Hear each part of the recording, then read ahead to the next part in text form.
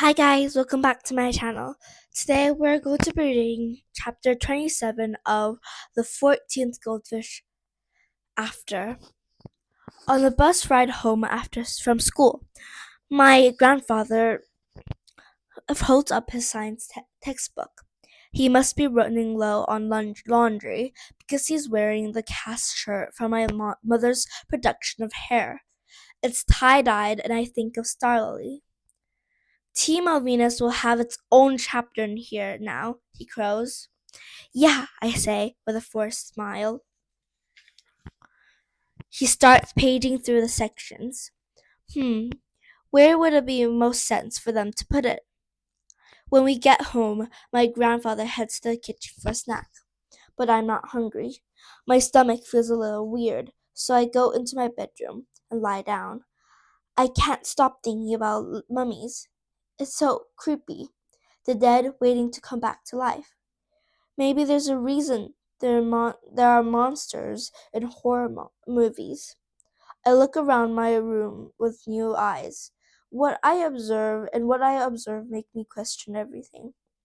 The handprints on the wall. As people grow older, will hands get smaller instead of bigger because of Team Venus?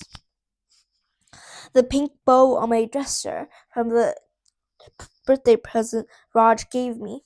Will people have fewer candles on each cake on their cake every year because they're getting younger? I feel like Galileo. My vision of the universe suddenly upended. Before I know it, I find myself sitting at the computer, looking up the atomic bomb and open mirror. All at once, I needed to know about the after. What happened after the bombs were dropped on Japan?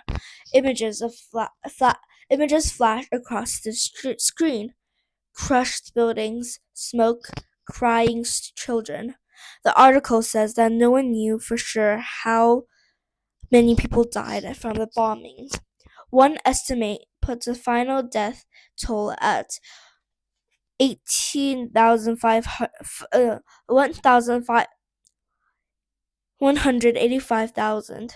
I'm good at math. I try to make this number something I can actually understand. There are 900 kids at our middle school, so it'd be 200 middle schools worth of dead kids. Of kids like Raj and Momo and Brianna. And that's not even counting everyone else, like the school secretary and the janitor and all the teachers. Mr. Ham with his funny ties. My head swims. What if it happens again? Like Mr. Ham said, the genie is out of the bottle. Oppenheimer's words ring in my ears like 1,000 bombs going off at once. We knew the world would not be the same. My grandfather's at the kitchen counter with his laptop, eating a burrito and drinking tea. The words bubble up out of me. What will they write? I ask him. About what?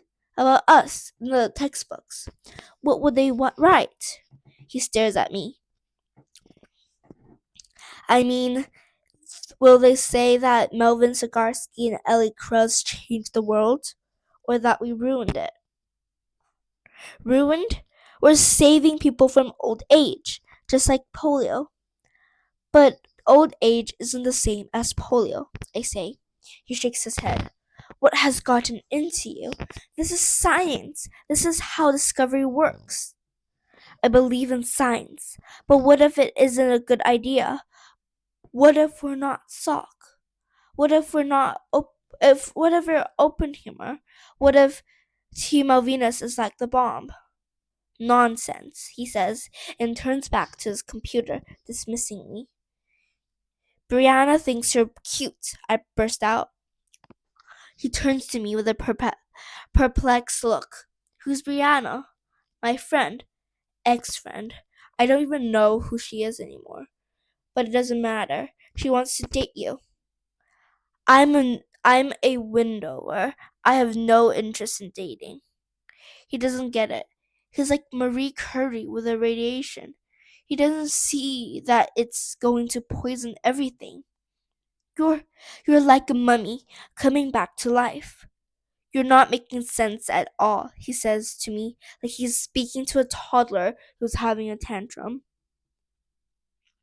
I stare at his tie-dyed shirt, and I suddenly understand what Starly was trying to teach us with a goldfish. Endings are sad, like Goldfish dying in Grandma's slippers and Brienne and me. But beginnings are exciting, like discovering something I might be good at and making new friends. Raj, it's like the cycle of life, I say, remembering Starly's words. Things need to be moved forward, not backwards. Who wants to move forward? Not me. My mind is racing now, and I think of things not moving forward, like my mom. She's scared of making a mistake again, even though anyone can see that Ben's the perfect missing piece for her puzzle. What about the whole law of motion thing? You're supposed to keep moving, or you get stuck,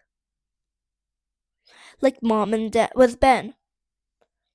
She can do better than him, my grandfather says, ignoring what I'm really saying. What if we've gone too far? What if we ruin the whole world? So dramatic, he observes, just like your mother. What about the trash cans? I ask. I'll put them out tonight, he says. How's that going to work? When all the old people are young again, who's going to be in charge? Who's going to decide when to put out the trash cans and turn up the heat? Who's going to be the grown up? He looks momentarily off balance, as if he hasn't considered this. Then his expression hardens. You don't understand. You haven't had to live through this, he says.